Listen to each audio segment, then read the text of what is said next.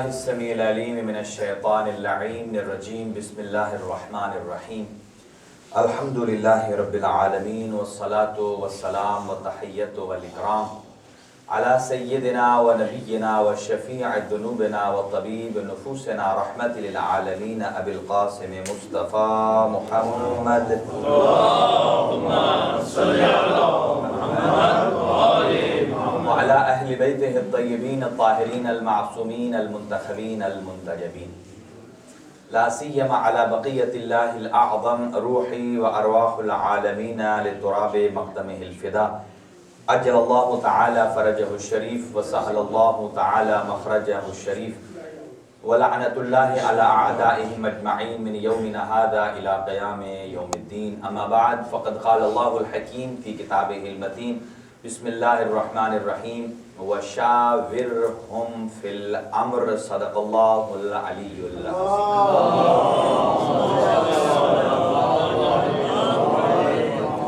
چند دعائیہ کلمات کے ساتھ آغاز گفتگو ہے۔ خداوند متعال تمام بیماروں کو شفائے کامل و عاجل عطا فرمائے، خاص طور سے سید ارشاد حسین شاہ صاحب کو، اور ایک مومنہ بیمار ہیں برادر شاہ جہان صاحب کی اہلیہ، ان کو اللہ شفائے کلی نصیب فرمائے، اور اسی طرح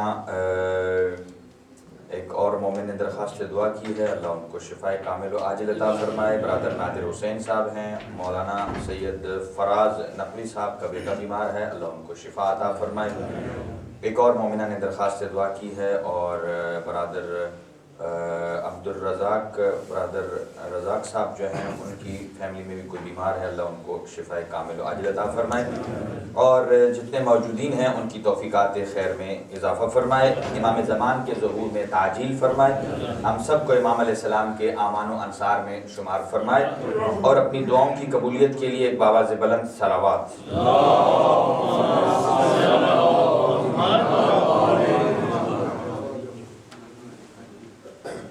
سامعین محترم، آج آپ کی خدمت میں حضرت شہنشاہ وفا ابو الفضل العباس کی شان بیان کرنا چاہتا ہوں قرآن کی آیت کی روشنی میں،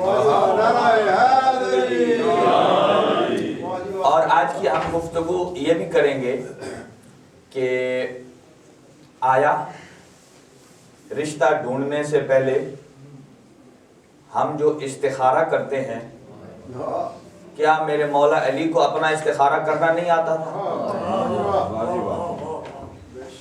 یہ ہم اس کا جواب ڈھونڈیں گے کہ ایک ہوتا ہے استشارہ، ایک ہوتا ہے استخارہ۔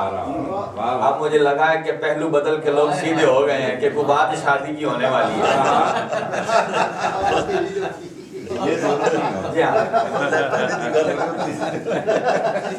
نہیں، لیکن اس سے پہلے بہرحال یہ تو طے شدہ بات ہے کہ شعبان المعظم کا مہینہ پورا رحمتوں کا بھرا ہوا مہینہ ہے۔ اس سے اندازہ لگا لیجئے سید الشہداء سلام اللہ علیہ کی عظمت، سلام اللہ علیہ کی عظمت، کہ جس مہینے میں سید الشہداء آتے ہیں اس مہینے میں کوئی غم کا دن نہیں ہے، اور جس دن سید الشہداء اس دنیا سے جاتے ہیں اس مہینے میں کوئی خوشی کا دن نہیں ہے۔ بے شک یہ سائن ہے اس بات کی طرف کہ ہماری ساری خوشیاں حسین ابن علی کے ساتھ ہیں، اور ہماری ساری غمیاں بھی ہمارے آقا و مولا امام حسین کے ساتھ۔ اور یہاں یہ طے شدہ بات ہے، ایک جملہ سن لیں پھر آگے بڑھتے ہیں، کہ امام حسین سلام اللہ علیہ کی ہستی وہ ہے کہ جن کو جھولا دیتے ہوئے ملائکہ بھی فخر محسوس کرتے، اور روایت کے الفاظ یہ ہیں کہ امام حسین علیہ السلام کون ہیں کہ من ناغاہ جبرائیل وحرک مہدہ اسرافیل وَاسْتَشْفَعَ فِي مَهْدِهِ سَلْسَائِيل۔ کون حسین؟ کہ جن کو لوریاں جبرائیل سناتا ہے، جھولا کون جھلاتا ہے؟ اسرافیل جھلاتا ہے، اور امام کے جھولے سے مس ہو کر جو شفا پاتا ہے وہ سلسائیل ہے۔ اور وہ لوری کیا ہے؟ جو جبرائیل لوری سناتے تھے، اور اب وہ جبرائیل کا تو انداز اپنا ہے نا. اب جبرائیل جس انداز سے پڑھتے ہیں یقیناً وہ افضل الملائک ہیں، پاک و پاکیزہ ہیں. ویسے تو ہم بیان نہیں کر سکتے جو روایت معصوم سے آئی ہے، اور یقیناً یہ وہی بیان کر سکتے ہیں. یہ آپ کو اور کسی کتاب میں نہیں ملے گی، کسی اور صحیح میں نہیں ملے گی، یہ آل محمد کی روایات میں ملے گی، چونکہ بات آل محمد کے گھرانے کی ہے اور اندر کی بات ہے، باہر کی بات نہیں ہے. جبرائیل جھولا جھولاتے تھے تو کہتے تھے کہ ان فی الجنت نہر من لبن،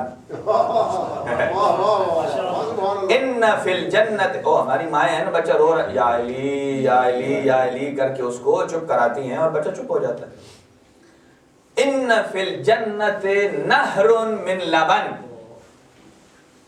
ان فی الجنت نہر من لبن لعلی و فاطمہ و حسین و حسن.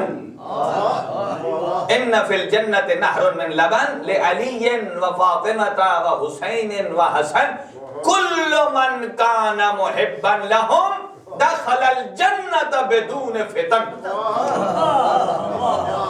اب اس پہ ایک نعرہ بنتا ہے کہ ان فی الجنت، کہ جنت میں ایک نہر ہے دودھ کی.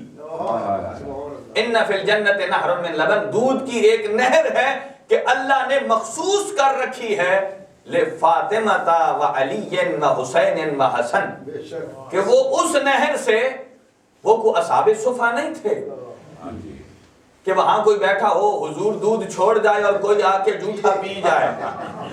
یہ وہ دودھ نہیں ہے، یہ جنت کی نہر ہے جو مخصوص ہے لعلی و فاطمہ و حسین و حسن، ان کے لیے. کل من کان محبا لہم، جو ان سب سے محبت کرتا ہے دخل الجنت بدون فتن، وہ بغیر مشکل کے جنت میں داخل ہو جائے گا. یہ کون لوری دے رہا ہے؟ توجہ، کون لوری دے رہا ہے؟ حضرت جبرائیل. تو گویا جس کے جھولے کو جبرائیل لوری دیتے ہیں، یا جبرائیل جنہیں لوری دیتے ہیں، انہیں حسین ابن علی کہتے ہیں. اور حسین ابن علی جس کو لوری دیتے ہیں اور جھولا ہلاتے ہیں، اسے ابو الفضل العباس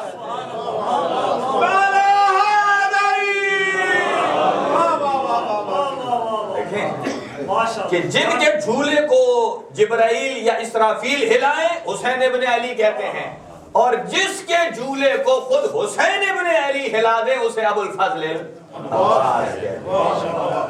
ایک اور جملہ، جس کے کپڑے جنت سے آئیں اسے حسین ابن علی کہتے ہیں، اور جس کے کپڑے خود والدہ حسین سی ہیں اسے ابو الفضل عباس کہتے ہیں. ابو الفضل عباس. اب آئیے خاک کربلا کی ایک بات سنیں پھر آگے بڑھیں.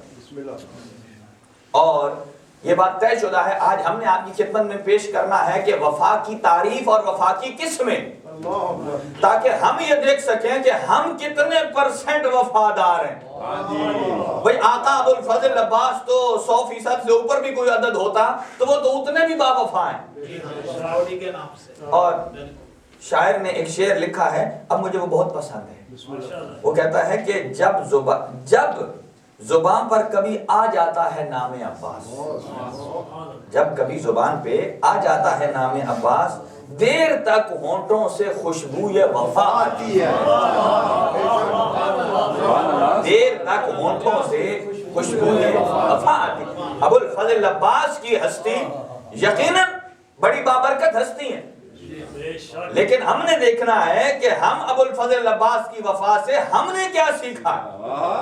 کیا ہم بھی وفادار بنے ہیں؟ اور اگر بنے ہیں تو کتنے پرسنٹ ہو گیا، اور ہم نے کتنا امپروو کرنا ہے. اچھا پہلے ایک آیت سنیں، اور وہ آیت خاک کربلا پر ایک بات کہ واقعہ سارا آپ کے ذہنوں میں موجود ہے کہ حضرت موسیٰ کو اللہ تعالیٰ نے بھیجا فرعون کی طرف، جائیے انہیں تبلیغ کریں، اسے بتائیں کہ انہو طغیٰ، وہ راستے سے ہٹ گیا ہے، باغی ہو گیا، تبلیغ کریں. گئے تبلیغ کرنے کے لیے، اسے بتایا میرا خدا یہ ہے، میرا یہ. بہرحال جب وہ تنگ آیا فرعون کہ یہ تو میری رایا کو بھی خراب کر رہے ہیں، تو حضرت موسیٰ بڑے دریائے نیل کی طرف، دریائے نیل 2 ٹکڑے ہوا، حضرت موسیٰ اور ان کا لشکر درمیان میں گئے. اب جب سینٹر میں آئے، یہ وہ جگہ تھی کہ جب معصوم سے پوچھا گیا، کسی نے سوال بھیجا تھا بادشاہ روم کی طرف سے، پوچھو اپنے معصوم سے، غالباً امام نقی علیہ السلام تھے، پوچھو کہ وہ کون سی زمین ہے کہ جس پر آسمان کی کرن، سورج کی کرن صرف ایک دفعہ پڑی، نہ اس سے پہلے پڑی نہ بعد میں. حضرت نے فرمایا وہ جگہ جہاں سے دریائے نیل پھٹا، وہ جگہ خشک ہوئی، اس پر سورج کی کرنیں پڑی، نہ اس سے پہلے پڑی نہ اس کے بعد پڑی. اچھا، وہاں سے جب دریا ہٹا اتنی خشکی بن گئی کہ وہاں گرد اٹھنے لگی، گرد اٹھتی تھی. اچھا توجہ رہے، میں یہ کیوں عرض کر رہا ہوں واقعہ. جیسے ہی وہاں سے گزرے حضرت موسیٰ علیہ السلام، اور حضرت موسیٰ علیہ السلام کے آگے آگے کوئی گھوڑ سوار تھا.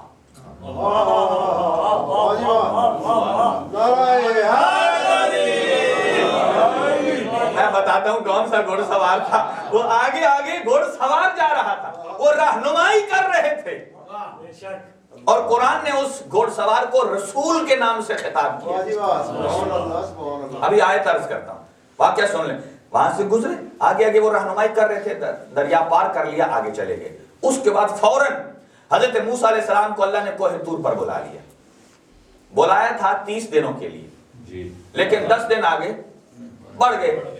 اب جب 30 دن سے زیادہ عرصہ ہوا، یعنی 35ویں دن کی یہ بات ہے، حضرت موسیٰ تو وہاں تھے، اور ان کے جانے کے بعد پیچھے حضرت ہارون کو اپنا خلیفہ بنا گئے کہ میرے بعد امت کی ہدایت کرنا، خبردار میری یہ امت راہ مستقیم سے بھٹکنے پائے. لہذا 35ویں دن ایک شخص تھا جس کا نام تھا سامری، قرآن نے بھی لکھا ہے. سامری نے ایک بچڑا جو ہوتا ہے، گائے کا بچہ، اس کی شکل، یعنی ساری قوم سے سونا اکٹھا کیا، اسے بھٹی میں ڈالا، اور اس میں ایک بچڑے کی جو شکل سی بنی تھی جیسے اس پریس میں ڈالتے ہیں، انہوں نے اس ڈائی میں ڈالا اور پریس کیا، بچڑے کی شکل بن گئی. باہر آ اور سب کو کہا کہ دیکھو اصل خدا تو یہ، موسیٰ تو اصل خدا کو چھوڑ کر نہ جانے طور پر کیا ڈھونڈنے گئے. یہ آیت ہے قرآن کی. اور ادھر اللہ نے حضرت موسیٰ کو بتا دیا کہ آپ کی قوم تو پیچھے سے بھٹک گئی ہے، وہ تو خدا کے معاملے میں آپ کے خدا کو چھوڑ گئی ہے. حضرت موسیٰ واپس آئے، اور کوہ طور سے جیسے ہی آتے ہیں، آتے ہی پہلے انہوں نے اس سامری کو نہیں کہا، حضرت ہارون کو پکڑا، اور حضرت ہارون کو پکڑ کر کہتے ہیں قال یا ہارون، توجہ رہے میری طرف، اے ہارون، ما منعک اذ رأیتہم ضلوا، کہ کون سی چیز ایسی رکاوٹ بنی کہ آپ دیکھتے رہے وہ گمراہ ہوتے رہے اور آپ نے منع بھی نہیں کیا. کون سی چیز؟ ریزن پوچھا کہ مجھے ریزن بتاؤ. قرآن کی آیت ہے، کوئی روایت نہیں ہے، کہانی نہیں ہے. کہا کہ مجھے بتاؤ وہ ریزن جس کی وجہ سے آپ قوم کو دیکھتے رہے اور وہ اپنے خدا کو چھوڑ کر کسی اور کو خدا بناتی رہی اور آپ نے انہیں منع نہیں کیا. اور پھر فرمایا دو ہی ریزن ہو سکتے ہیں، اللہ تتبعنا، پہلی وجہ یہ ہے کہ ہارون، یا تو یہ ہے کہ آپ نے میری اتباع نہیں کی، جو میں کہہ کر گیا تھا آپ نے وہ نہیں کیا، ایک. یا دوسرا فرماتے ہیں فَأَسَيْتَ أَمْرِ، یا میرے امر میں، میرے حکم میں آپ نے نافرمانی کی ہے. کہا یہ دو میں سے تیسری بات تو ہو نہیں سکتی. اب حضرت، یہ تو حضرت موسیٰ کی بات تھی. حضرت ہارون نے کیا آرگومنٹ دیا؟ وہ فرمایا قال یا ابن ام، اے میرے ماں جائے. اور حضرت عیسیٰ نے جب حضرت ہارون سے بات کی تو کیسے؟ ان کی داڑھی بھی پکڑی اور ایک طرف سے ان کا سر پکڑ لیا. آپ سمجھیں، آپ کہیں گے یہ کیا بات کر رہے ہیں؟ قرآن میں یہی لفظ موجود ہے جو ابھی سناتا ہوں. فرمایا حضرت ہارون نے یا ابن ام، اے میرے ماں جائے، فرمایا لا تاخذ بلحیتی ولا برأسی، نہ میری داڑھی کو پکڑیں اور نہ میرے سر کو پکڑیں. یعنی اس کا مطلب یہ تھا کہ حضرت موسیٰ بہت ہی جلال میں تھے. کس بات پر؟ کہ میرے بعد قوم بگڑ گئی، اور کس وجہ پر بگڑی ہے کہ اپنے اصلی خدا کو چھوڑ کر نیا خدا بنا لیا اور اسے ماننے لگ پڑے، اور کہا کہ سنیے بات کیا ہے. تو انہوں نے بتایا کہ میں نے تو بڑی کوشش کی ہے انہیں سمجھانے کی، لیکن پھر بھی خشیت ہو، میں یہ ڈر رہا تھا کہ کہیں واپسی پر آ کر آپ مجھے یہ نہ کہیں کہ میری قوم کو 2 حصوں میں کیوں بانٹ دیا. یعنی میں نے اگر وہاں خاموشی اختیار کی تھی تو مصلحتاً، البتہ میں نے اپنا کام ضرور کیا تھا. اچھا، یہ تھا حضرت موسیٰ اور ہارون کا آرگومنٹ. اب حضرت موسیٰ پلٹے اس کی طرف جس نے بنایا تھا خدا، سامری. فرماتے ہیں فما خطبک یا سامری، جس کا آج کی لینگویج میں ترجمہ کریں تو پتہ چلتا ہے کہ اے سامری تجھے کیا تکلیف تھی، یعنی تجھے کیا مشکل تھی نیا خدا بنانے کی. اور فرمایا، اور وہ آگے سے کیا کہتا ہے اس کا جواب سنیے. قرآن کی آیت ہے، کہا قال بصرت بما لم یبصروا بہ، کہ جب دریائے نیل پھٹا تھا تو وہاں سے جو ایک سواری گزر رہی تھی، کچھ لوگوں نے، میں نے وہاں وہ دیکھا کہ جو باقیوں نے نہیں دیکھا. کیا دیکھا؟ قبضت قبضۃ من اثر الرسول، تو وہ جو آگے آگے سواری والا تھا، میں نے اس کے سموں کے نیچے سے خاک ایک مٹھی بھر اٹھا لی، اس کے قدموں کے نیچے سے مٹھی بھر خاک کو میں نے اٹھا لی، اور اسی خاک کی ایک چونٹی، یعنی تھوڑی سی مقدار، اس نے اس مجسمے میں ڈالی جس کا جو سامری نے خدا بنایا تھا، وہ گائے کا بچڑا، اور وہ بولنے لگا. اور یہاں شیخ محسن نجفی صاحب فرماتے ہیں کہ وہ بولتا کیسے تھا کہ اس نے ایسا سوراخ کیا تھا جیسے ہم وسل مارتے ہیں نا، سیٹی، اور اس میں خاص قسم کا سوراخ ہوتا، اگر سوراخ نہ ہو تو چیخ نہیں نکلتی سیٹی کی. اس نے ایسی انداز میں سوراخ کیا تھا کہ اگر ہوا گزرے تو اسی کی آواز آئے. لیکن سعید ابن جبیر کی جو روایت نقل کی ہے انوار النجف میں، صاحب تفسیر نے، وہ کہا کہ یہ جب وہ آگے جا رہا تھا، وہ صاحب، وہاں قرآن نے اثر رسول کسے کہا ہے، یعنی جبرائیل فرستادہ اللہ کی طرف سے جو رہنمائی کر رہے تھے، ان کے پیروں کے نیچے سے وہ مٹی اٹھائی، اور مٹی جب اٹھائی تو اس نے جب بچڑے کے اندر وہ ڈالی تو وہ جو مٹی بولتی تھی، نہ یہ کہ بچڑا بولتا تھا، اور وہ آواز کیا لگاتی تھی؟ آواز لگاتی تھی انا الحق. یہ بات یاد رکھیے، ہمارا خدا سامری کا خدا نہیں ہے.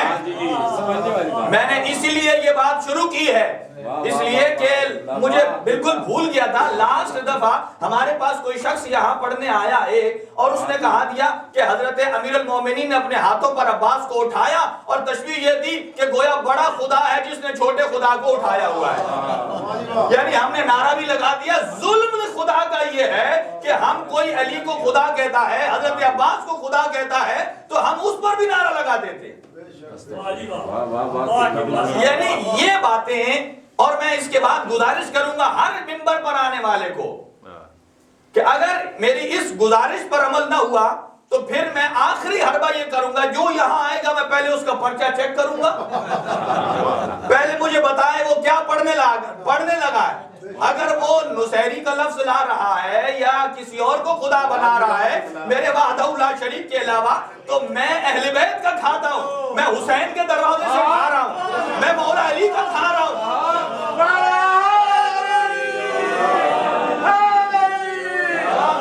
بھائی جس علی کے دروازے سے ملا ہوا رزق کھا رہے ہیں تو کیا علی کا دیا ہوا رزق کھا کے ہم لقمہ حرام بنائے اپنے لیے؟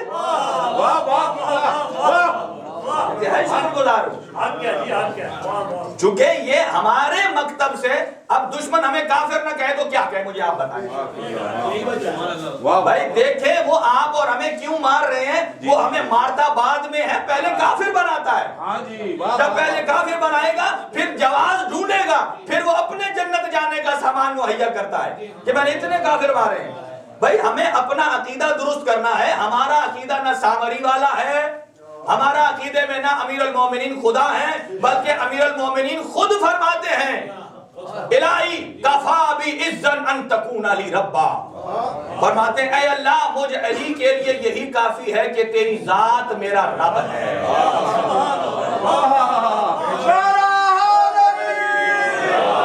فرمایا وَكَفَى بِي فَخْرًا أَنْ أَكُونَ لَكَ عَبْدًا، اے اللہ علی کے لیے یہی مقام فخر ہے کہ علی کسی اور کا بندہ نہیں ہے، وہ وحدہ لا شریک کا بندہ ہے۔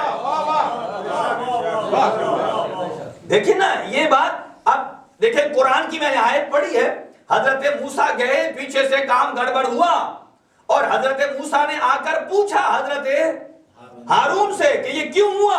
آپ مجھے بتائیں آج امام زمانہ آ جائیں تو کیا ہماری داڑھی پکڑ کر پوچھیں گے نہیں کہ جہاں علی کو اللہ کہا جا رہا تھا تو بیٹھا تھا بیچ میں؟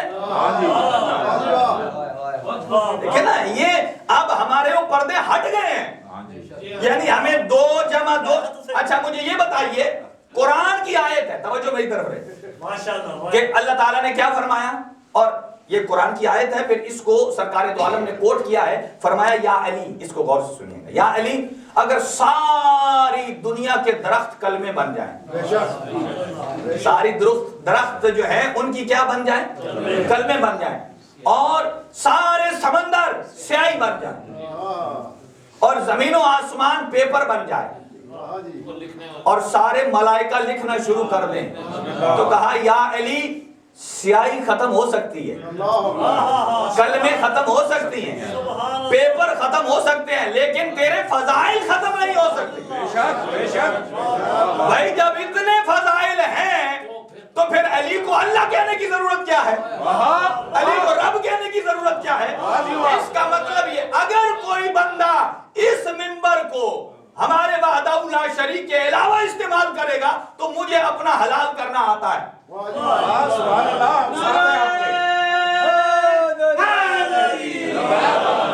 یعنی باقی تمام چیزوں میں گنجائش ہے، لیکن میں کھڑا ہو جاؤں گا بیچ میں اور میں پڑھنے والے سے پوچھوں گا بتا تو نے کون سی آیت پڑھی ہے، کون سی روایت پڑھی ہے، اور مجھے بتاؤ۔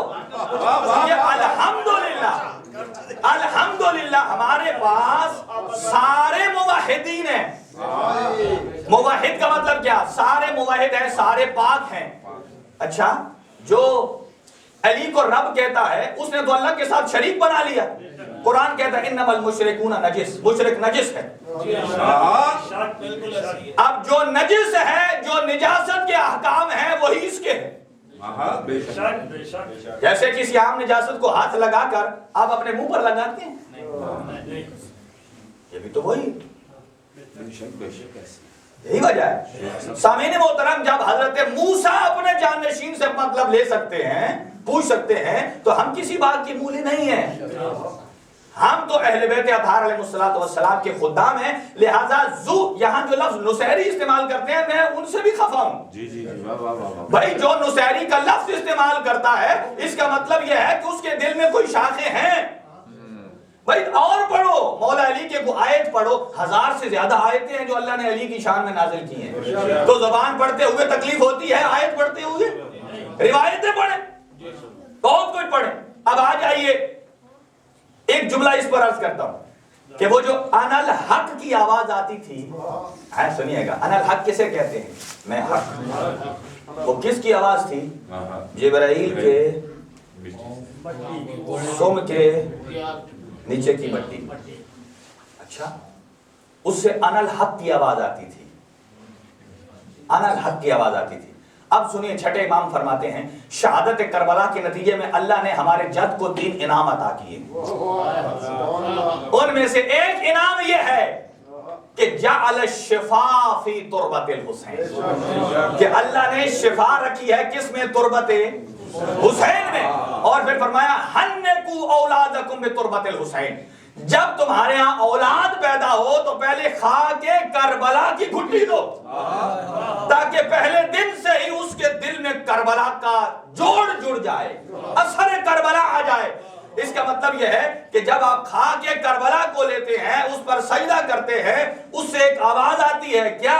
اس سے تو انا الحق کی آواز آتی تھی، خاک کربلا سے آواز آتی ہے انا الجنہ، انا الجنہ، انا الجنہ، میں جنت ہوں۔ کیوں نہ کہے جس نے جوانان جنت کے سردار کو اپنے سینے سینے میں جگہ دی ہے.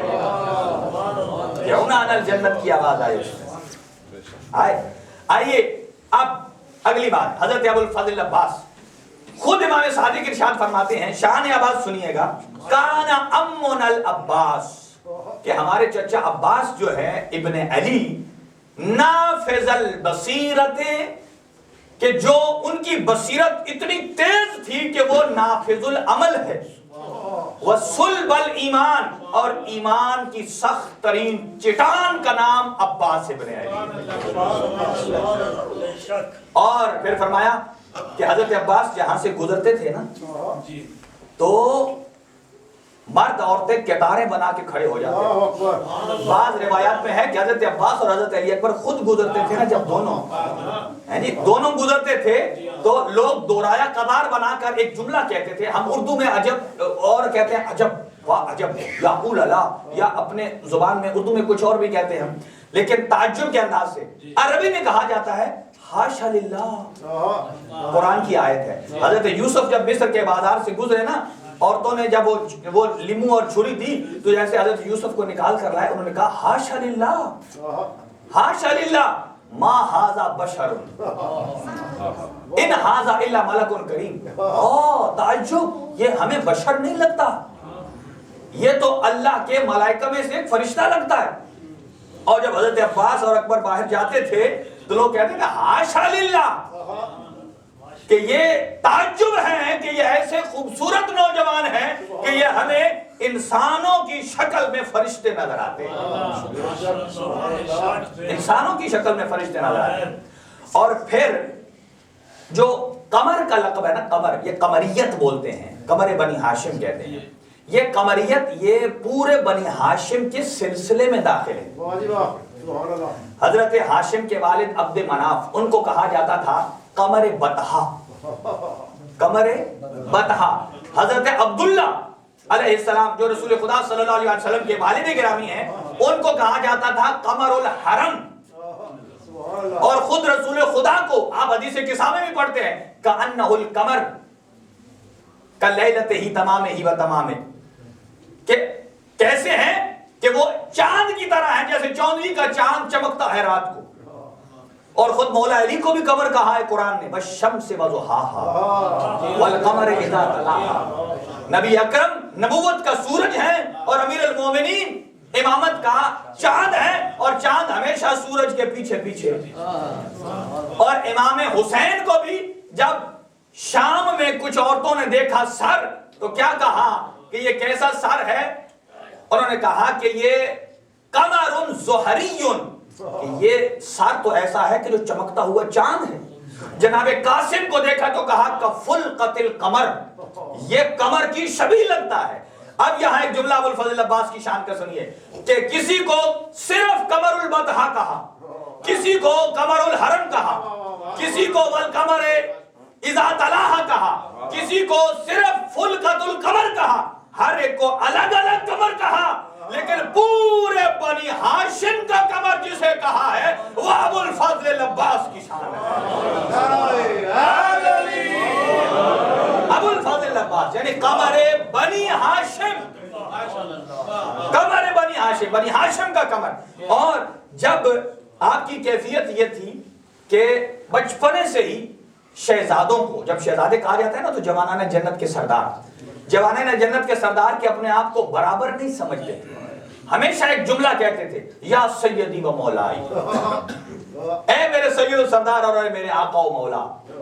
اب یہاں لوگ کہتے ہیں نہیں, حضرت ابو الفضل عباس تو جو ہے وہ امام حسین کی بات مانتے نہیں تھے. الیاذ باللہ, یہ دیکھیں یہ فضولیات ہیں. اصل بات کیا ہے؟ دیکھیں دو چیزیں ہیں, ایک ہوتی ہے شجاعت اور ایک ہوتی ہے جراحت, یعنی ایک ہوتا ہے جریح, ایک ہوتا ہے شجاع.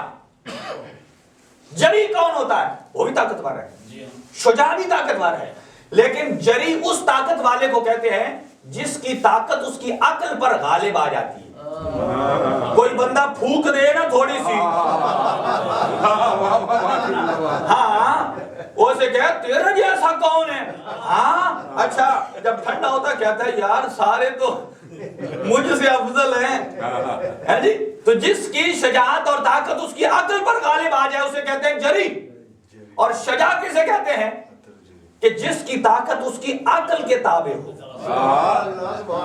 اور ابو الفضل عباس جری نہیں تھے، شجاع تھے. اب مجھے بتائیے، جو خیام لگائے تھے فرات کے کنارے، ساری دنیا کی طاقتیں اکٹھی ہو جاتی اور ایک طرف اکیلا میرا غازی عباس ہوتا.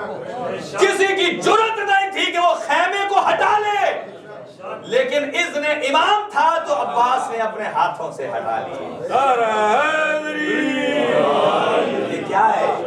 یہ شجاعت ہے. یہ اسے کہتے ہیں شجاعت. جیسے ہم کہتے ہیں نا، اگر ہم اپنی طاقت کو اسلام کے تابع کر لیں، امام کے تابع کر لیں، تو یہی شجاعت ہے. شجاعت میں موٹا ہونا ضروری نہیں ہے، دل کا دلیر ہونا ضروری ہے. اچھا، دو باتیں اور سنیے کہ جو چاند ہوتا ہے، چاند کی اپنی کوئی روشنی نہیں. یہ لیتا ہے کس سے؟ سورج سے. اپنی کوئی روشنی نہیں. اسی لیے امیر المومنین نے روشنی لی رسول خدا سے. رسول خدا نے دی حسن مجتبیٰ کو، حسن مجتبیٰ نے دی امام حسین ابن علی کو، اور وہ خود قمر ہیں. ان سے روشنی لے کر جو آگے بڑھ رہے ہیں ابو الفضل عباس کی شخصیت. یہاں میں مناسب سمجھوں گا ذکر کرنا، میں جلدی سے اس بات پر آتا ہوں جو میں نے آپ کی خدمت میں پوائنٹ عرض کیا کہ حضرت ابو الفضل عباس کی والدہ جناب فاطمہ کلابیہ، لوگ کلابیہ کہتے ہیں، میں کولابیہ کہتا ہوں. صحیح ورڈ میرے نزدیک کولاب ہے، چونکہ کلاب درست ورڈ نہیں ہے. عربی میں کلب نجس العین کو کہتے ہیں، جمع اس کی ہے کلاب زیر سے. تو یہ خاندان ایسی نجاستوں سے ہمیشہ دور رہا ہے. کولاب، فاطمہ کولابیہ. اور ان کے والد کا نام تھا حزام بن خالد، والدہ سمامہ. اور جو حضرت ام البنین ہیں، ان ہی کے ساتھ شادی کے لیے امیر المؤمنین نے کہا تھا اپنے بھائی عقیل کو کہ جاؤ ایک خاندان تلاش کرو. آ گیا میں اس مطلب پر. آپ مجھے یہ بتائیے کہ امیر المؤمنین نے جو کہا حضرت عقیل کو جاؤ خاندان تلاش کرو، تو کیا امیر المؤمنین خود استخارہ نہیں کر سکتے تھے کہ اس خاندان میں رشتہ ہے، میں استخارہ کر لوں، میری شادی ٹھیک چلے گی یا نہیں چلے گی؟ دیکھیں، میں اپنی تمام ماؤں بہنوں سے بھی اور اپنے مومنین سے بھی گزارش کروں گا کہ جب ایسے سینسیٹیو مسائل آ جائیں تو بھاگ کر فوراً استخارہ نہ کروائیں. ہم دیکھیں، قرآن کا استخارہ ہو یا جو بھی ہو، وہ یہ نہیں بتائے گا آپ کو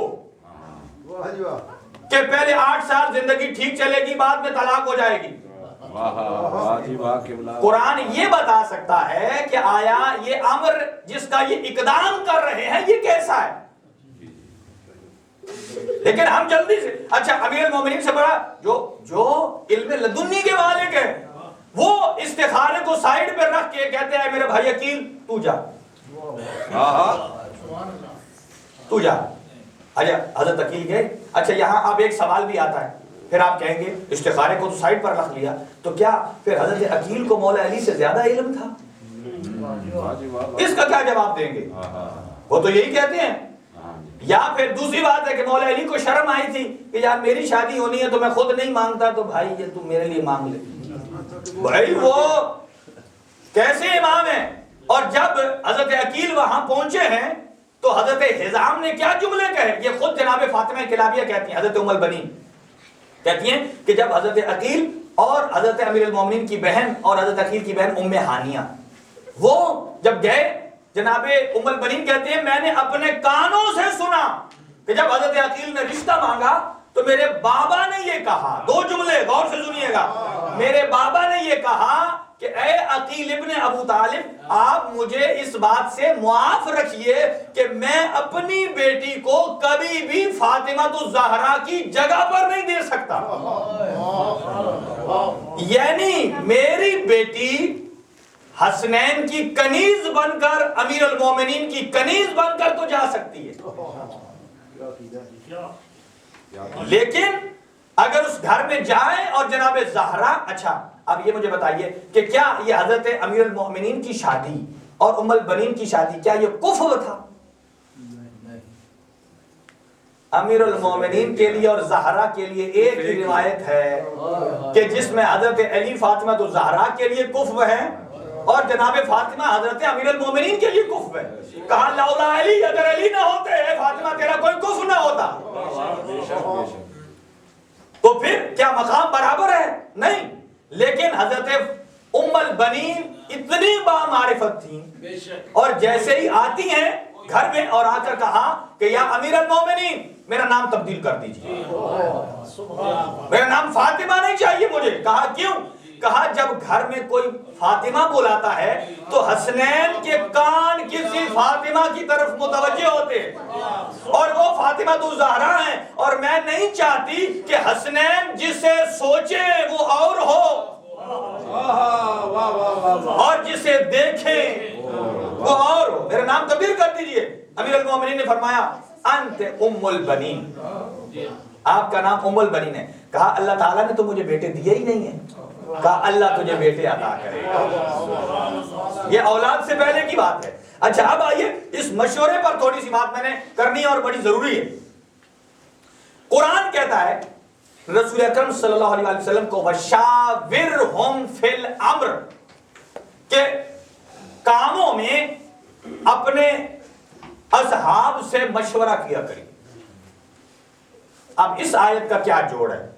کیا رسول پاک اپنے علم کے لیے، یہ اسی کا جواب دے رہا ہوں کہ جو کہتے ہیں کہ حضرت امیر المومنین کا علم کم تھا، جو لوگ کہتے ہیں کہ عقیل علم نصابہ جانتے تھے کہ نسب کا علم کیا ہوتا ہے، ٹھیک ہے وہ جانتے ہوں، لیکن امیر المومنین کی تو تلوار بھی اتنا جانتی تھی کہ کون،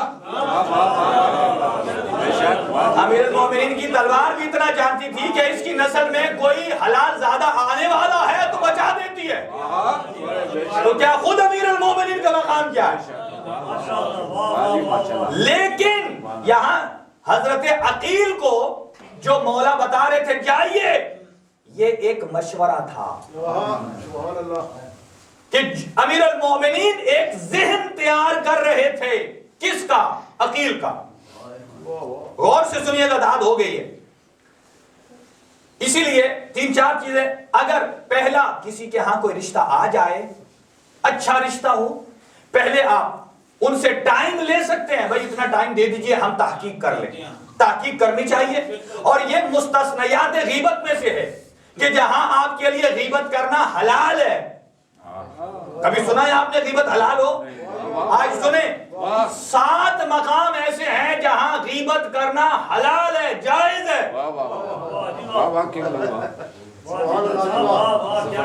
ان میں سے ایک مورد، اچھا یہ نہیں ہے کہ ہر ایک کو پہلے حلال کرا لیں.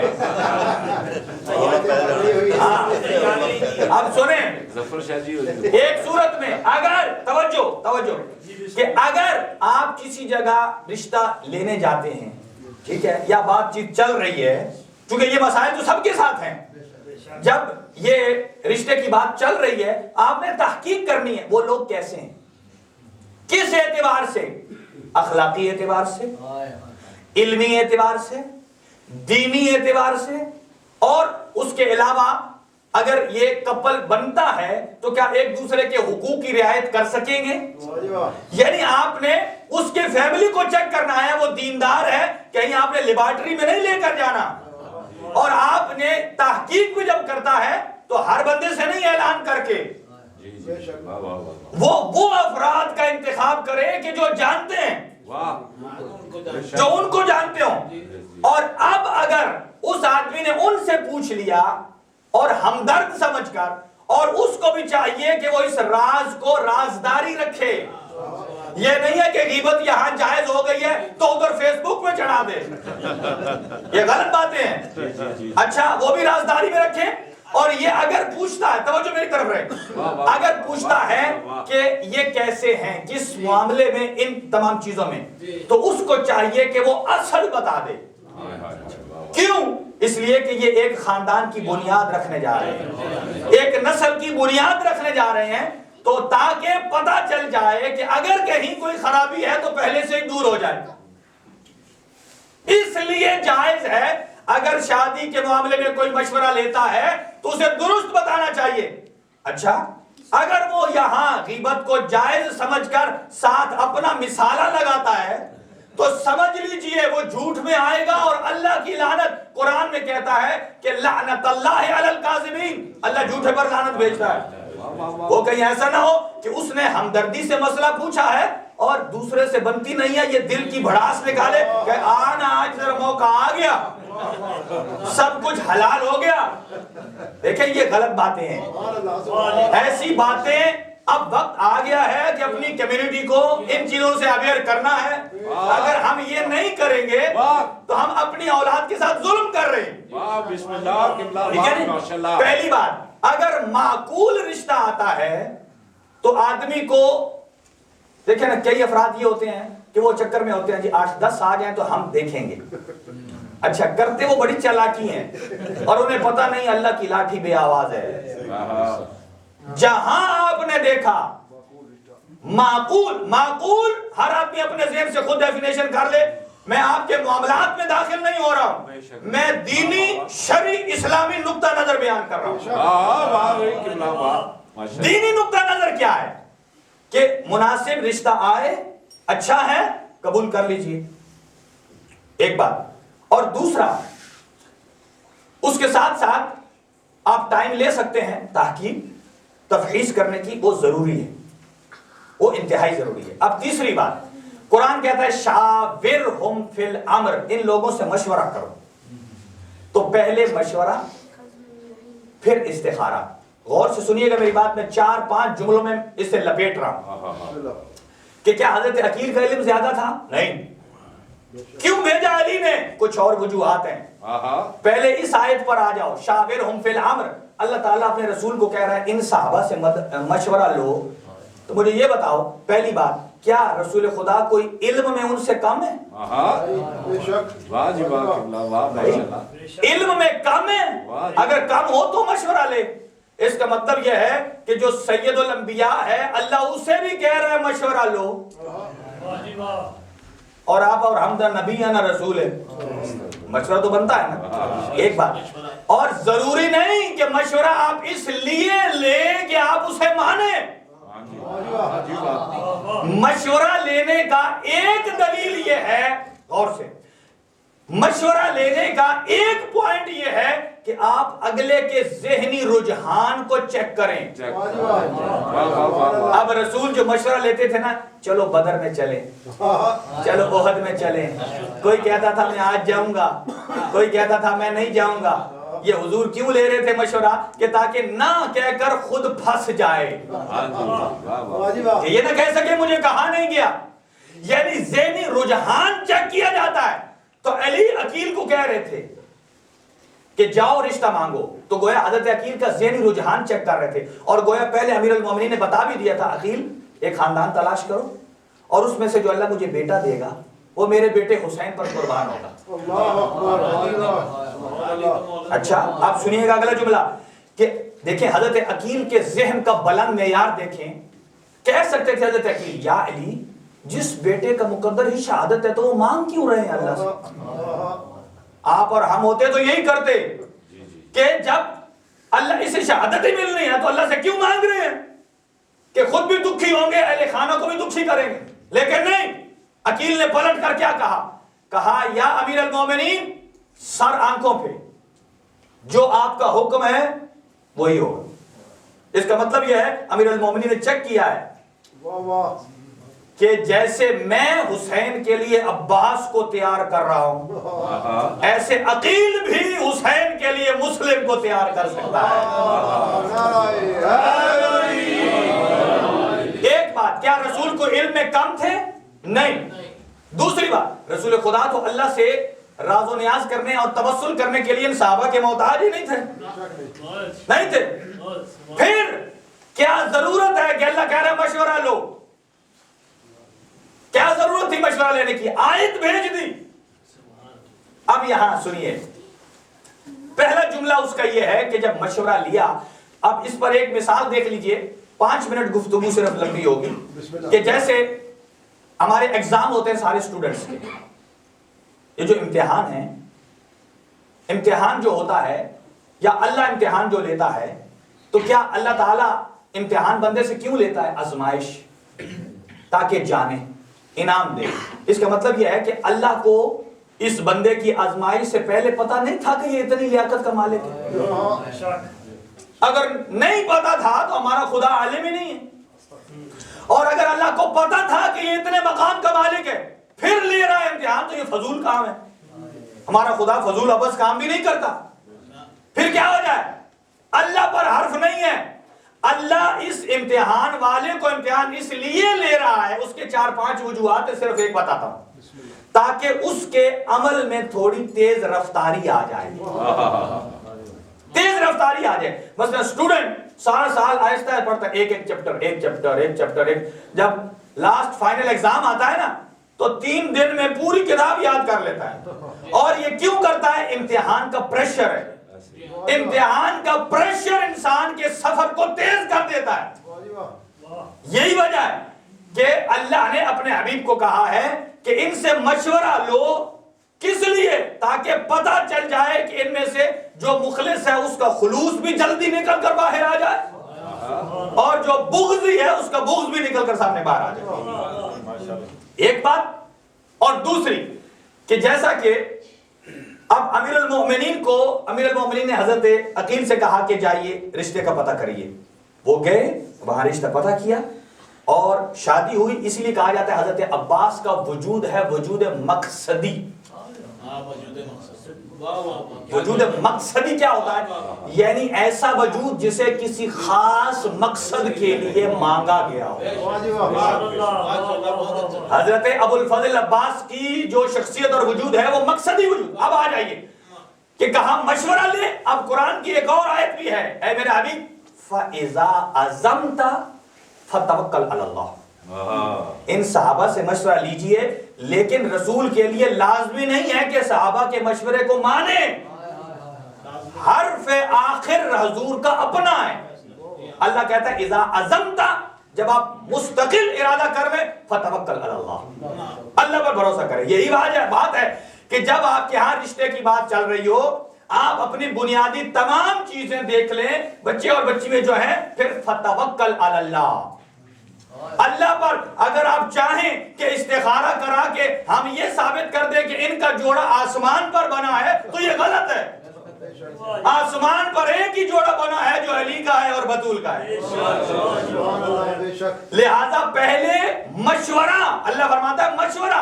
لہذا حضرت امیر المومنین نے مشورہ دیا اور اس کا نتیجہ یہ نکلا کہ چونکہ حضرت عقیل تو امام نہیں تھے، غیب کا علم نہیں رکھتے تھے، اور جب امیر المومنین نے بتایا کہ میں اس لیے طلب کر رہا ہوں تاکہ یہ میرا بیٹا حسین پر قربان ہو، تو عقیل نے بھی یہی جملے آگے کہے کہ یا اللہ، میں بھی امیر المومنین کے نقش قدم پر چلتے ہوئے تجھ سے ایک بیٹا مانگتا ہوں کہ جو حسین ابن علی پر قربان ہے۔ بس سمیٹ رہا ہوں کہ یہی چیز ہے کہ وشاورہم، پہلے مشورہ ہے اور پھر استخارہ ہے۔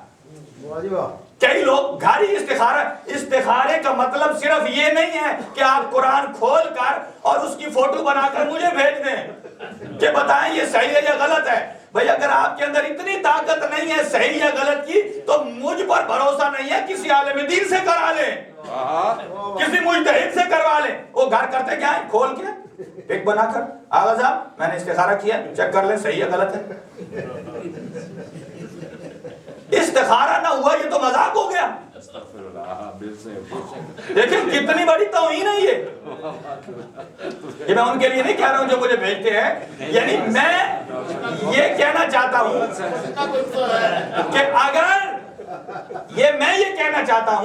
کہ اگر آپ کے لیے میں کسی کام میں مددگار ثابت ہو سکتا ہوں تو میری مدد 24 گھنٹے آ جائے، لیکن ہر چیز کا ایک لیول ہے۔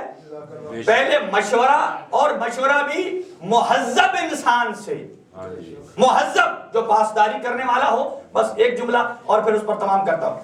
6 قسمیں بیان کی ہیں وفا کی علماء نے، اور ان 6 کی 6 قسموں پر ابو الفضل عباس پر وفا ناز کرتی ہے۔ عباس نہیں، وفا ناز کرتی ہے۔ پہلا الوفا بکلمتِ الشہادتین، کلمہ شہادتین کی وفا. کیا ہے کلمہ شہادتین کی وفا؟ یعنی جو ہم نے کہا ہے اشہد ان لا الہ الا اللہ، اس کی وفا کیا ہے؟ کہ ہم کہیں کہ علی کے ہاتھوں پر بڑے خدا پر چھوٹا خدا آ گیا؟ یہ وفا ہے؟ قطعاً نہیں ہے یہ.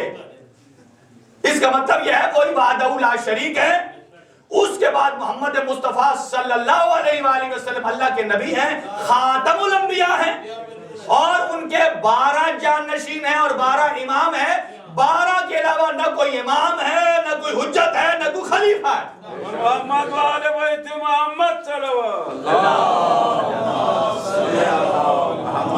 اب دیکھیں وفا کیسے ناز کرتی ہے. امیر المومنین گھر میں تشریف لائے، عباس کو بلایا، کہا یا عباس قل واحد، کہو ایک. عباس نے کہا ایک. کہا اب کہو دو. خاموش. کہا کہو دو. خاموش. پھر کہا تیسری دفعہ کہو دو. خاموش. جب پوچھا کیوں نہیں کہتے بیٹا؟ ایک پر تو بڑے جلدی کہا. اب دیکھیں جس وفا کی طرف عباس کی نگاہ تھی وہ اور ہے، ہماری نگاہ اور ہے. ہم سمجھ رہے ہیں کہ ہمارے بابا بچپنے میں کاؤنٹنگ سکھا رہے ہیں، پڑھو 1 2 3 4. جب انہوں نے کہا نا ایک کہا دو. کہا جس زبان سے رحمان کے لیے ایک نکل جائے اس سے دو نہیں نکل سکتا. یہ کیا ہے؟ یہ وفا عباس ہے.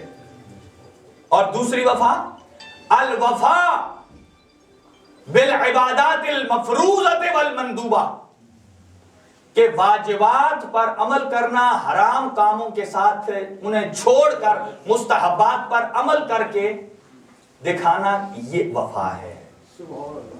اب اس کو ہم نے دیکھنا ہے کہ ہم کتنے % واجبات پر عمل کرتے ہیں.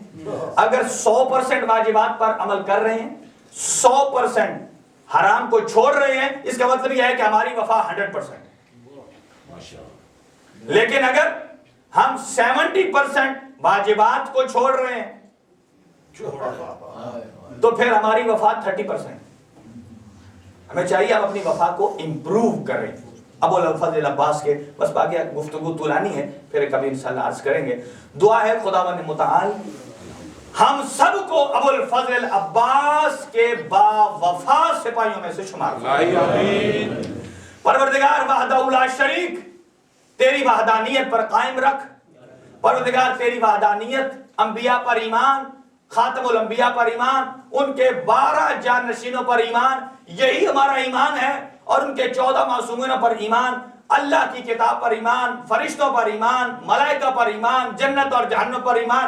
پروردگار انہی ایمانیات پر جینے، زندہ رہنے اور انہی پر مرنے کی توفیق عطا فرما. پروردگار امام زمان کے ظہور میں تعجیل فرما، امام کے اعوان و انصار میں شمار فرما، اور جتنے حضرات نے تبرک میں حصہ ڈالا ہے ان کے مال و رزق میں برکت عنایت فرما. اور جتنے مومنین جی آج کا تبرک جناب سید ظہیر نقوی صاحب کی طرف سے، اللہ تعالیٰ ان کے مال و رزق میں برکت عطا فرمائے، ان کی توفیقات خیر میں اضافہ فرمائے، صحت اور تندرستی عطا فرمائے. جو مومنین جملہ دور دراز سے تشریف لائے ہیں اللہ تعالیٰ ان کو خیر و عافیت سے اپنے گھر تک پہنچائے، اور مریضوں کو شفا عطا فرمائے، اور بے اولادوں کو پروردگار اولاد نرینہ عنایت فرمائے. بالاخص ہمارے ایک دوست ہیں، پروردگار ان کی جولی کو آباد فرمائے. ربنا تقبل دعا منا انک انت السمیع العلیم بجاہ محمد و آلہ الطاہرین.